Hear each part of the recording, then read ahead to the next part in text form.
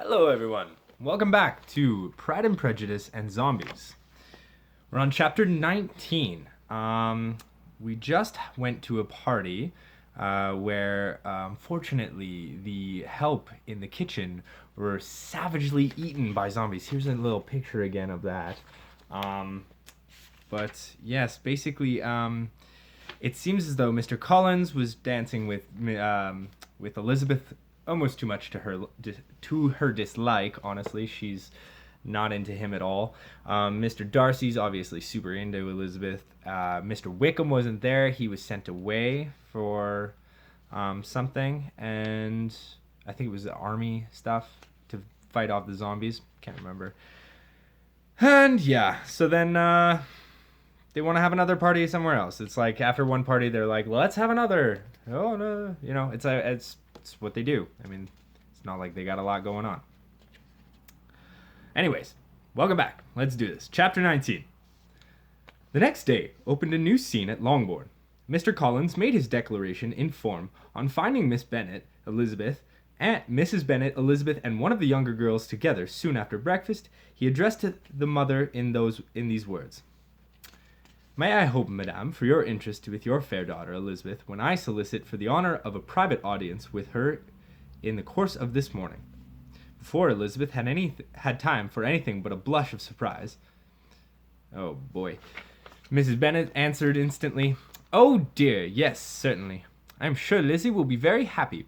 I am sure she can have no objection. Come, Kitty, I want you upstairs. And gathering her work together, she was hastening away, when Elizabeth called out, Dear madame, do not go. I beg you will not go. Mr. Collins must excuse me. He can have nothing to say to me that anybody need not hear. I'm going away myself. She's like, hell no, I don't want to go out with Mr. Collins. I just told you guys this. But yeah, she don't want it. I mean, she's actually a little rude to him, but he's also not that charming or interesting, and he's certainly no Mr. Darcy, or definitely no Mr. Wickham. So... But the mom is like, let's get married, all my kids. Ooh. Anyways, back to the story. I know. No, nonsense, Lizzie. I desire you to stay where you are. And upon Elizabeth, seeming really, with vexed and embarrassed looks, about to escape, she added, Lizzie, I insist upon you staying and hearing Mr. Collins. Mrs. Bennet and Kitty walked off, and as soon as they were gone, Mr. Collins began. Believe me, my dear Elizabeth, that your modesty adds to your other perfections. You would have been less amiable in my eyes had there not been this little unwillingness. But allow me to assure you that I have your respected mother's permission for this address. You can hardly doubt the purport of my discourse, for however preoccupied you might be with hastening the devil's retreat, for which I earnestly applaud you, my attentions have been to be mistaken. Almost as soon as I entered this house, I singled you out as the companion of my future life. Ooh. But before I am run away with by my feelings on the subject, perhaps it will be advisable for me to state my reasons for marrying, and moreover, for coming to Hertfordshire with the design of selecting a wife, as I certainly did. Ooh. The idea of Mr. Collins, with all his solemn composure, being run away with by his feelings, made Elizabeth so near laughing that she could not use the short pause he allowed in any attempt to stop him further, and he continued. My reasons for marrying are, first, that I think it is a right thing for every clergyman to set the example of matrimony in his parish. Secondly, that I am convinced it will add very greatly to my happiness. Wow, no pressure. Like, that's okay. Thirdly, then that is the particular advice and recommendation of the very noble lady whom I have the honor of calling patroness. He is seriously in love with Lady Catherine de Bourgh. I don't know what's stopping him from just reaching out to her, other than she's like way out of his league. It was but the very Saturday night before I left Hunsford that she said, Mr. Collins, you must marry. A clergyman like you must marry. Choose properly. Choose a gentlewoman for my sake, and for your own. Let her be an active, useful sort of person, not brought up by high, but able to make a small income go a good way. This is my advice. Find such a woman as soon as you can, bring her to Hunsford, and I will visit her. Allow Allow me, by the way, to observe, my fair cousin. Allow me, by the way, to observe, my fair cousin, that I do not reckon the notice and kindness of Lady Catherine de Bourgh as among the least of these advantages in my power to offer. You will find her powers of combat beyond anything I can describe, and your own talents in slaying the stricken, I think, must be acceptable to her, though naturally I will require you to retire them as part of your marital submission. Oh, what? It was absolutely necessary to interrupt him now. You are too hasty, sir, she cried. You forget that I have made no answer. Let me do it without further loss of time. Accept my thanks for the compliment you are paying me. I am very sensible of the honor of your proposals, but it is impossible for me to do so otherwise than to decline them. I am not now to learn, replied Mr. Collins, that it is usual with young ladies to reject the addresses of the man whom they secretly mean to accept, when he first applies for their favor, and that sometimes the refusal is repeated a second or even a third time. I am therefore by no means discouraged by what you have just said, and shall hope you to lead you to the altar ere long. Let's just pause right there. This is a lesson to anybody watching this. No means no. She said no. That means no. Sorry, mate. Not gonna happen. And back to the story. You forget, sir, that I am a student of Shaolin, master of the seven-starred fist. I am perfectly serious in my refusal. You cannot make me happy, and I am convinced that I am the last woman in the world who could make you so. Nay, were your friend Lady Catherine to know me, I am persuaded she will find me in every respect ill-qualified for the situation, for I am a warrior, sir, and shall be until my last breath is offered to God. Were it certain that Lady Catherine would think so, said Mr. Collins very gravely, but I cannot imagine that her ladyship would at all disapprove of you, and you may be certain, when I have the honour of seeing her again, I shall speak in the very highest terms of your modesty, economy, and other amiable qualification. Indeed, Mr. Collins, all praise of me will be unnecessary. You must give me leave to judge for myself, and pay me the compliment of believing what I say. I wish you very happy and very rich, and by refusing your hand, to do all in my power to prevent your being otherwise. And rising as she thus spoke, she would have quitted the room had Mr. Collins not thus addressed her. When I do myself the honour of speaking to you next on the subject, I shall hope to receive a more favourable answer than you have now given me. I know it to be the established custom of your sex to reject a man on the first application. Shut up, man. Really, Mr. Collins, cried Elizabeth, you puzzle me exceedingly. If what I have hitherto said can appear to you in the form of encouragement, I know not how to express my refusal in such a way as to convince you of its being one. Exactly. Yes. You must give me leave to flatter myself, my dear cousin, that your refusal of my addresses is merely words of course. To such perseverance, can we just turn him into a zombie? Can he just get bitten and then he has to be dead? Because already not into this. He just won't leave her alone. Anyways, to such perseverance in willful self-deception, Elizabeth would make no reply, and immediately and in silence withdrew, determined, if her persisted in considering her repeated refusals as flattering encouragement, to apply to her father, whose negative might be uttered in such a manner as to be decisive, and whose behaviour at least could not be mistaken for the affection and coquetry of an elegant female. Wow. Chapter 20. Mr. Collins was not left long to the silent contemplation of his successful love, for Mrs. Bennet, having dawdled about in the vestibule to watch for an end of the conference, no sooner saw Elizabeth open the door, and with quick step pass her towards the staircase, than she entered the breakfast room, and congratulated both him and herself in warm terms on the half-beat prospect of their near connection. Ugh, Ma, come on. Mr. Collins received and returned those felicitations with equal pleasure, and then proceeded to relate the particulars of their interview. The information startled Mrs. Bennet. She would have been glad to be equally satisfied that her daughter had met to encourage him by protesting against his proposals, but she dared not believe it, and could not help but saying so. But depend upon it, Mr. Collins, she added, that Lizzie shall be brought to reason. I will speak to her about it directly. She is a very headstrong, foolish girl, and does not know her own interest, but I will make her know it. Hurrying instantly to her husband, she called out as she entered the library, "Oh, Mr. Bennet, You are wanted immediately. We are all in an uproar. You must come and make Lizzie marry Mr. Collins, for she vows she will not have him. What? Okay. Mr. Bennet raised his eyes from his book as she entered, and fixed them on her face with calm unconcern. I have not the pleasure of understanding you, he said, when she had finished her speech. Of what are you talking? Of Mr. Collins and Lizzie. Lizzie declares she will not have Mr. Collins. Mr. Collins begins to say that he will not have Lizzie. Now, what am I to do on the occasion? It seems a hopeless business. Speak to Lizzie about it yourself. Tell her that you insist upon her marrying him. Let her be called down. She shall hear my opinion. Mrs. Bennet rang the bell, and Miss Elizabeth was summoned to the library. Come here, child, cried the father as he appeared. I have sent for you on an affair of importance. I understand that Mr. Collins has made you an offer of marriage. Is this true? Elizabeth replied that it was. Very well, and this offer of marriage you have refused? I have, sir. Very well. We now come to the point. Your mother insists upon your accepting it. Is it not so, Mrs. Bennet? Yes, or I will never see her again. Oh my gosh. An unhappy alternative is before you, Elizabeth. From this day you must be a stranger to one of your parents. Your mother will never see you again if you do not marry Mr. Collins, and I will never see you again if you do. For I shall not have my best warrior resigned to the service of a man who is fatter than Buddha and duller than an edge of a learning sword. Yeah, the fat shaming in this isn't cool either, but, I mean, he's not taking no for an answer.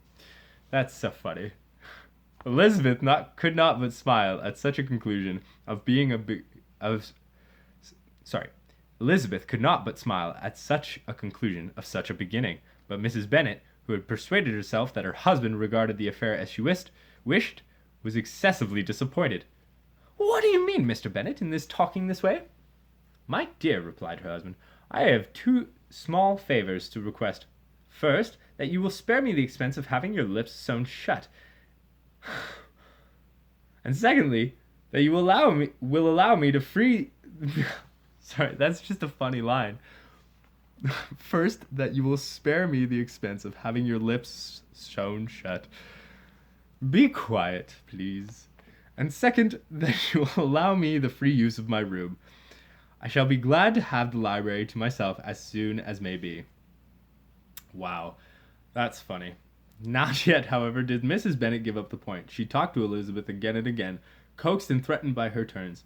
She endeavoured to secure Jane in her interest, but Jane, with all possible mildness, declined interfering, and Elizabeth, sometimes with real earnestness and sometimes with playful gaiety, replied to her attacks. Though her manner varied, however, her determination never did. While the family were in this confusion, Charlotte Lucas came to spend the day with them. She was met in the vestibule by Lydia, who cried in a half-whisper, I am glad you are come, for there is such fun here. What do you think is happening this morning? Mr. Collins has made an offer to Lizzie, and she will not have him. Oh, Lydia, the youngest of the sisters, always a fun for gossip. Lydia noticed that Charlotte was flushed with the warmth of exercise and had a rather disconcerting look on her face. Charlotte, are you ill? Charlotte hardly had time to answer before they were joined by Kitty, who came to tell them some news. Oh no, and no sooner had they entered the breakfast room where Mrs. Bennet was alone, that she likewise began on the subject, calling on Miss Lucas for her compassion and entreating her to persuade her friend Lizzie to comply with the wishes of all her family. Pray, my dear Miss Lucas, she added in a melancholy tone, for nobody is on my side, nobody takes part with me. I am cruelly used, nobody feels for my poor nerves.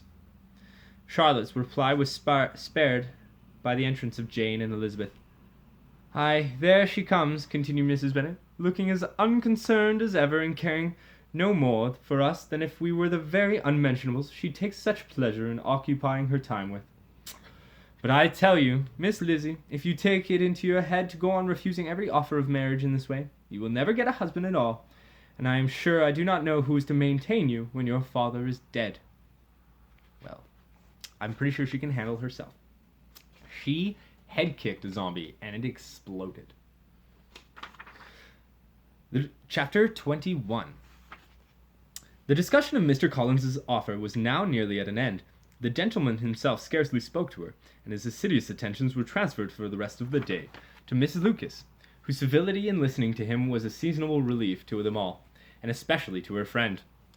Indeed, Charlotte seemed to flatter Mr. Collins with an almost unnatural attentiveness. The morrow produced no abatement of Mrs. Bennet's ill-humoured or ill health. Mr. Collins was also in the same state of angry pride. Elizabeth had hoped that his resentment might shorten his visit, but his plan did not appear in the least affected by it. He was always to have gone on Saturday, and to Saturday he meant to stay. After breakfast, the girls retired to the dojo and attended to their midweek musket disassembling and cleaning. With those very weapons on their person, they next set out for Meryton to inquire if Mr. Wickham were returned, and to lament over his absence over the Netherfield ball. They were less than a mile from Longbourn when Kitty, who had elected to take point, abruptly stopped, and signalled for the others to do so as well. She raised her musket, but at what Elizabeth and the other girls knew not, for the road seemed free of trouble. After standing thus for a moment, a single chipmunk scurried out of the woods on their right. It darted across their path with considerable rapidity before disappearing into the woods on the left. Lydia could not help but laugh at the sight. "My dear Kitty, how shall we ever thank you for sparing our toes a most unfortunate tickling?" But Kitty kept her musket at the ready, and after a moment a second chipmunk scurried across the road with equal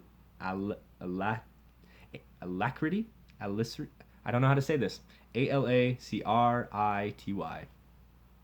It was followed in shorter order by a pair of weasels, then a skunk, then a fox and her pups. More creatures followed in ever-increasing numbers, as if Noah himself had beckoned, offering refuge of some unseen flood. By the time deer began to leap across the path, the other girls had their muskets trained on the tree line, ready for the herd of zombies they suspected appear at any moment. The first was a young, freshly dead female in a white lace wedding gown, which, like her skin, was surprisingly white. Almost shockingly so, save for the bright red rubies that dripped from her mouth and onto the lace covering her bosom. Kind of like this. I'm pretty sure it's this. That's cool. Kitty put the creature down with a shot to the face, upon which Lydia placed her barrel against his head and promptly dispatched it to hell. So close was this shot that the bride's hair was set alight by the powder flash. Seems a shame, says Lydia, and acrid smoke began to rise, wasting perfectly good wedding clothes like that. The wail of Zombie interrupted her. His flowing white beard and half-beaten face attached to a stout body, which was clad in a blood-crusted blacksmith's apron. Elizabeth and Jane aimed and discharged their muskets, Jane's ball finding one of their creature's eyes, and Elizabeth striking its neck, cutting through the brittle flesh and separating head from body. What are we at? Alright. These zombies were followed by several more, each vanquished as quickly as the last, until the cracking of powder at last fell silent. Sensing the danger past, the sisters lowered their barrels, and spoke of setting off again for Meryton. But these plans were belated by a most unusual noise from beyond the tree line. It was a shrill shrieking, neither human nor animal, and yet unlike any zombie wail the sisters had ever heard. It grew closer once again. All muskets were trained at the ready. When the source of this strange noise revealed itself, the barrels were lowered. "Oh, no," said Jane. "Oh, it simply cannot be." A long dead female zombie stumbled out of the woods. Her modest clothing slightly tattered, her brittle hair pulled back so tight that it began to tear the skin of her forehead. In her arms she held something exceedingly rare, something none of the sisters had ever seen, or ever wished to see. An unmentionable infant. It clawed at the female's flesh, emitting a most unpleasant series of shrieks. Elizabeth raised her musket, but Jane was quick to grab the barrel. "You mustn't! Haven't you forgotten your oath? It's an infant, Lizzie. A zombie infant. No more alive than the musket I mean to silence it with." Elizabeth again raised her weapon and aimed. The female, dreadful, was now more than halfway across the road. She trained her sights on the elder's head, her fingers caressing the trigger. She would put it down, reload, and dispense of them both. All she had to do was squeeze, and yet she did not. There was a strange force at work, and feeling she faintly recalled from her earliest days before she had traveled to Shaolin. It was a curious feeling, something akin to shame, but without the dishonor of defeat, a shame that demanded no vengeance. Could there be honor in mercy, she wondered? It contradicted everything she had been taught, every warrior instinct she possessed. Why, then, could she not fire? Hopelessly bemused, Elizabeth lowered her musket, and the zombies continued into the woods until they were seen no more. It was agreed that none of them would ever speak of it. Wickham joined the sisters on entering the town, and attended them to the aunts, where his regret and vexation on concern upon hearing of the regrettable fate of Mr. Bingley's household staff was well talked over. To Elizabeth, however, he voluntarily acknowledged that the necessity of his absence had been so self-imposed. "I found," said he, "as the time drew near, that I had better not meet Mr. Darcy, that to be in the same room with the very man who crippled me for a 12-month might be more than I could bear, and that scenes might arise unpleasant to more than myself." Elizabeth highly approved his forebodance, which was greater than her own, for she confessed that a duel would have almost certainly ensued had she been in his place. Wickham and another officer walked back with them to Longbourn, and during the walk he particularly attended to her. His accompanying them